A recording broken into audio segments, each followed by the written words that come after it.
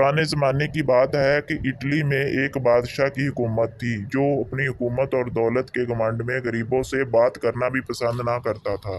इसलिए अक्सर लोग इससे पसंद ना करते थे। एक रोज़ बादशाह ने शिकार करने का सोचा।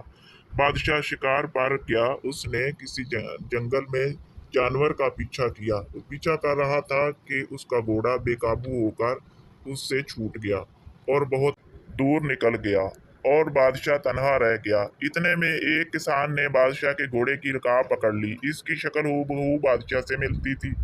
फर्क ये था कि इसकी पोशाक और हालत गरीबों जैसी थी। इसने बादशाह से कहा, मैं 3 दिन से आपकी नौकरी कर रहा हूँ। मुझे खाने के लिए या पीने के लिए कुछ नहीं मिला। बादशाह सलामत ने गरीब आदमी के मैले कुचैले कपड़े देखे तो उसे देखकर आगे ये कहते हुए बढ़ गया कि मैं ऐसे लोगों से बात नहीं करता। गरीब किसान भी इसके पीछे चलता रहा। बादशाह एक तालाब के किनारे पहुंचा। वहां पहुंचकर वो घोड़े से उतरा। इसने ताज और कपड़े उतार कर रखे और नहाने के लिए तालाब में उतर गया। जब गरीब किसान ने बादशाह के कपड़े और ताज देखा तो वो सारा कुछ पहनकर बादशाह के घोड़े पर सवार होकर रफू चक्कर हो गया। किसान बादशाह थोड़ी दूर गया था कि इसे नौकर चाकर मिल गए, जिन्होंने इसे बादशाह समझकर इसे सलाम किया और उसे शाही महल तक वापस ले गए। असल में बादशाह तालाब से नहा कर निकला तो ताज और घोड़ा कुछ भी मौजूद ना था। हर चीज वहां से गायब थी।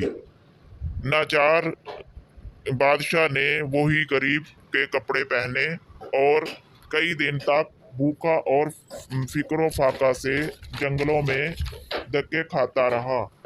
जब वो कुछ दिनों के बाद वापस शहर आया तो उसने बताया कि वो तुम लोगों का बादशाह सलामत है। लोगों ने जब इसकी बात सुनी तो उन्होंने इसको पागल समझकर इसका मजाक उड़ाना शुरू कर दिया और कोई भी उसकी बात सुनने को या मुंह लगाने को तैयार ना था।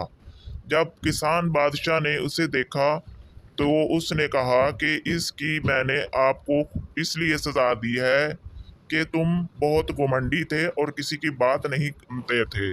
इसकी सजा देने के लिए मैंने ये सब किया। अगर तुम घमंड छोड़कर रहम और इंसाफ का इकरार करो तो मैं तुम्हारा ताज व तख्त वापस करने को तैयार हूँ, वरना अभी कत्ल का हुक्म भी दे सकता हूँ।